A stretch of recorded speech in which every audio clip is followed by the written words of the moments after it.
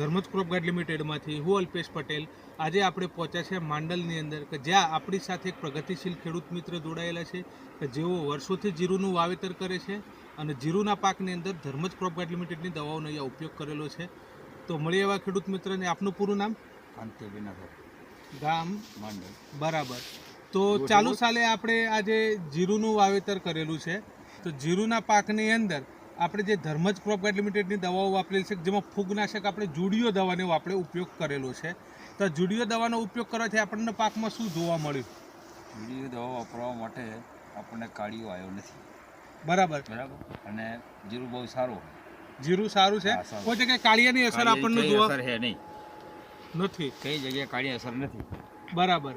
અને આ જે રુજુતા દવા આપણે વાપરી હતી, તો રુજુતાથી આપણને શું અનુભવ જોવા મળ્યો? રુજુતા માટેની શું છે કે ઉપરનો ફાલને દાણા માટેની દવા સારી છે।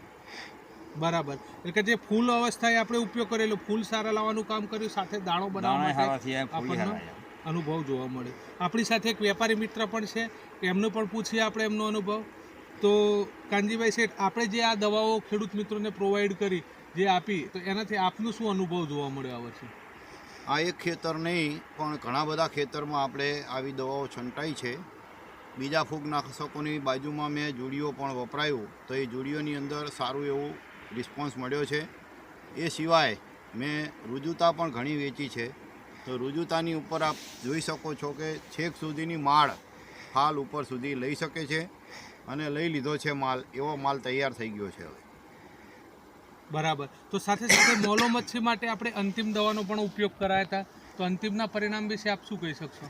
અંતિમ વિશે હું તમને એવું કહીશ કે ઘણી બધી મોલો મચ્છીની દવાઓ આવી બજારમાં અને ચાલી ગઈ, પણ સારામાં સારી દવા, બેસ્ટમાં બેસ્ટ અને સક્સેસ દવા ગણો તો અત્યારે હાલ માંડલ વિસ્તારની અંતિમ છે।